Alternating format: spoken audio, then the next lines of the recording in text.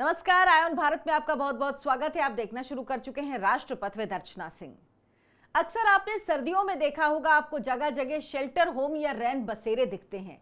रैन बसेरे खासतौर पर उन लोगों के लिए बनाए जाते हैं जिनके सर पर छत नहीं होती, जो सड़कों पर खुले में रहने के लिए मजबूर होते हैं।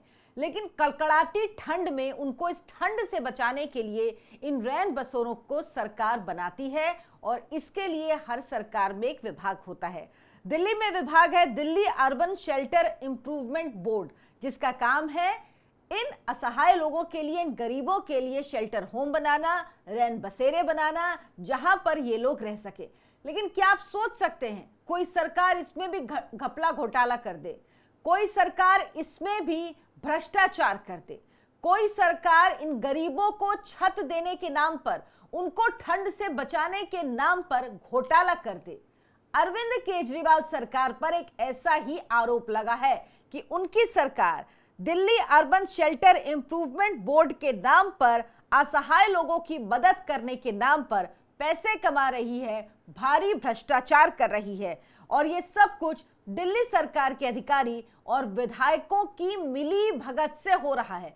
एक बात आप तय मानिए, ऐसी कोई चीज नहीं जिसके बारे में सर जी को जानकारी ना हो। आपको क्या लगता है कि अरविंद केजरीवाल को इस बारे में जानकारी होगी? क्या अरविंद केजरीवाल के ऐसे विधायक, ऐसे मंत्री, ऐसे अधिकारी हैं जो इस तरह से असहाय लोगों की मदद करने के नाम पर भी पैसा खाते हैं? आप कमेंट करके जरूर बताएं। साथ ही हमारे चैनल आयन भारत को भी सब्सक्राइब कर लें। दरअसल ये पूरा मामला क्या है, शेल्टर होम जो बनते हैं उनकी देखरेख के लिए, एक शेल्टर होम की देखरेख के लिए क्षमता के अनुसार कितने लोगों के रहने की क्षमता है, उसके अनुसार 5 से 6 लोग होते हैं जो केयर टेकर होते हैं। स्टाफ होता है जो देखभाल करता है वहां की साफ सफाई का, वहां रहने वाले लोगों के लिए जो चीजें दी जाती हैं, जो सुविधाएं दी जाती हैं, इन सब की देखरेख वो केयर टेकर करते हैं और इनकी संख्या अमूमन 5 से 6 होती है एक शेल्टर होम में। अब जो इसका वेतन होता है, जो ये लोग होते हैं, इनका जो वेतन होता है, जो ठेकेदार होता है, जिसके पास ठेका होता है, जो इन लोगों को एम्प्लॉय रखता है, उसको मिलता है, एनजीओ को मिलता है, इनको इसका खर्च दिया जाता है। लेकिन इसी में सबसे बड़ा घोटाला हुआ है। दरअसल जो 5 से 6 केयरटेकर रखने की बात है, उसमें बीजेपी का कहना है कि जब वो गए वहां पर बीजेपी के दिल्ली प्रदेश अध्यक्ष के देखने के लिए, तो 5 से 6 की जगह 1-2 सिर्फ केयरटेकर वहां पर रखे गए हैं। सोचिए, यानी 4 लोगों का वेतन आप फ्री में ले रहे हो। सरकार को कितना चूना लगा रहे हो? जहां 2 आदमी से काम हो रहा है वहां 6 आदमी का वेतन लिया जा रहा है। ये सब कुछ दिल्ली सरकार का एक विभाग है उसमें हो रहा है और ये नया नहीं, ये बहुत पहले से चल रहा है। यानी जो बाकी होते हैं उसे एक तरह से आप कह सकते हैं कि ये घोस्ट एम्प्लॉइज होते हैं, यानी ये होते ही नहीं है, ये सिर्फ कहने के लिए कागजों में दिखाई जाते हैं, लेकिन दरअसल सिर्फ 2 लोग ही होते हैं। अब क्या ये संभव है कि इसके बारे में सरकार के विभाग को ना पता हो? क्या ये संभव है कि जो अधिकारी इसकी देखरेख कर रहे हैं उनको इसके बारे में ना पता हो? क्या ये संभव है कि ये सब कुछ बिना घूसखोरी के, बिना कमीशन के, बिना भ्रष्टाचार के हो रहा हो? और क्या ये संभव है कि दिल्ली में ऐसी चीजें हो और अरविंद केजरीवाल को पता ना हो? क्योंकि अगर अरविंद केजरीवाल की पार्टी का कोई भी व्यक्ति इस तरह की कोई चीज करता है तो ये जान लीजिए हर बात की जानकारी अरविंद केजरीवाल को जरूर होती है। क्या किया दिल्ली भाजपा ने? 8 जो प्रमुख शेल्टर होम है वहां पर गई, देखा तो वहां पर 5 से 6 की जगह सिर्फ 2 से 3 कर्मचारी ही काम करते हुए दिखे। तनख्वाह कितने लोगों की ली जा रही है? 5 से 6 लोगों की। और तो और सबसे बड़ी बात यह, शेल्टर होम में एक ही नाम का स्टाफ रिकॉर्ड में पंजीकृत है। एक ही नाम का स्टाफ है, यानी स्टाफ का जो नाम है रजिस्टर में वो सिर्फ एक है। एक ही आधार कार्ड है जिस पर सारा पैसा ट्रांसफर होता है। अब ये बताइए कहां कहां ये शेल्टर होम चल रहे हैं? लाहौरी गेट पर, तुर्कमान गेट पर, मंगोलपुरी पे, ये सब जगह क्या हो रहा है? 5 से 6 लोगों की तनख्वाह ली जा रही है और लोग कितने? बहुत ज्यादा 3 लोग हैं, 1 से 2 या बहुत ज्यादा किसी किसी शेल्टर होम में है तो 3 लोग हैं। ये सब घोटाला, बीजेपी का दावा है कि 250 करोड़ रुपए का घोटाला है।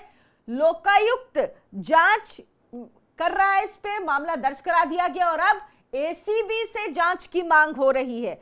ये समझ लीजिए कि दिल्ली के भूतपूर्व मुख्यमंत्री जो फिर से एक बार 2025 के चुनाव में मुख्यमंत्री बनने की तैयारी कर रहे हैं, उनके लिए मुश्किलें लगातार बढ़ रही हैं, उनके लिए एक बार फिर दिक्कतें बढ़ रही हैं, क्योंकि एक और घोटाले में उनकी सरकार का नाम आ रहा है। मैं कहती हूं ना, ये ऐसी सरकार है कि जिस विभाग में आप देखेंगे वहां पर सिर्फ और सिर्फ घोटाला मिलेगा। और ये घोटाला कोई छोटा मोटा घोटाला नहीं है, 250 करोड़ का घोटाला है ये, जो दिल्ली सरकार में हो रहा है। दिल्ली के पूर्व मुख्यमंत्री अरविंद केजरीवाल की आंखों के नीचे हो रहा है। हर विभाग में यहां पर लूट चल रही है।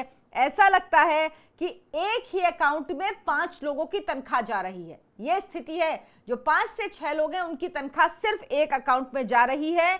और इसके बाद क्या ऐसा कैसे होता है?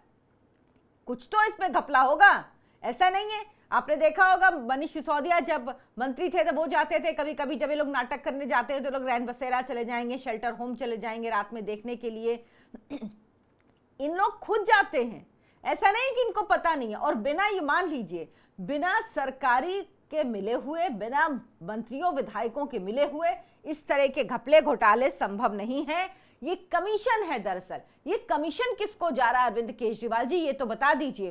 क्या आपने अपनी सरकार में खुली छूट दी हुई है कि मैं शराब घोटाला करूंगा, मैं शीश महल बनवाऊंगा, बाकी जो घोटाले हैं वो तुम लोग करते रहो? चाहे वो डीटीसी बसों की मरम्मत में घोटाला हो, चाहे वो स्कूल घोटाला, वो तो खैर आपके सबसे निकटवर्ती हैं, वही शिक्षा मंत्री थे मनीष सिसोदिया, तो उसका तो कहना ही क्या। चाहे पैनिक बटन घोटाला हो, चाहे जो मार्शल्स को बसों में तैनात किया गया उसको लेकर घोटाला हो, क्योंकि अगर ऐसा नहीं होता तो एलजी के इतने बार कहने के बावजूद भी आपने आज तक क्यों कोई प्रस्ताव सही तरीके से बना के नहीं दिया ताकि इन लोगों की भर्ती हो पाए? पैनिक बटन घोटाला हुआ, जल निगम में घोटाला हुआ। सर जी की सरकार सिर्फ घोटालों की सरकार है, और यकीन मानिए आप जिस भी विभाग में जाएंगे वहां पर आपको घोटाले ही घोटाले मिलेंगे। ये सरकार काम कम और घोटाले ज्यादा कर रही है। और अब जब चुनाव सर पे हैं तो अरविंद केजरीवाल क्या कर रहे हैं? अरविंद केजरीवाल सिर्फ और सिर्फ अब चुनाव प्रचार कर रहे हैं और कह रहे हैं कि मैं आपको फ्री दे दूंगा। पहले तो ये बताइए, जो इतना लीकेज है, जो भ्रष्टाचार के जरिए सरकार को इतना नुकसान पहुंचाया जा रहा है, उसको रोकने के लिए आखिर आप क्या करेंगे? क्या आपको यह चिंता है कि भ्रष्टाचार से दिल्ली के राजस्व को कितना नुकसान हो रहा है? ये जो लीकेज है, ये दिल्ली की जनता को कितनी भारी पड़ रही है? ये लीकेज अगर आप रोक पाए तो आप दिल्ली के लोगों के लिए काम कर पाएंगे, आप यमुना साफ कर पाएंगे। आप ये नहीं रोक पाएंगे कि दिल्ली के पास पैसे नहीं हैं, दिल्ली के विकास के कामों के लिए आप पैसे दे पाएंगे। लेकिन आपको तो फुर्सत नहीं है बड़े बड़े ऐड देने से। मेट्रो में देखिए बड़े बड़े ऐड चल रहे हैं, आप कहीं पे भी देख लीजिए ऐड ही ऐड। यानी ये सरकार सिर्फ ऐड पे पैसा खर्च करती है, बाकी जो होता है वो भ्रष्टाचार होता है सरकार में। और चुनाव से ऐन पहले एक और भ्रष्टाचार का मामला अरविंद केजरीवाल की सरकार के नाम पर है।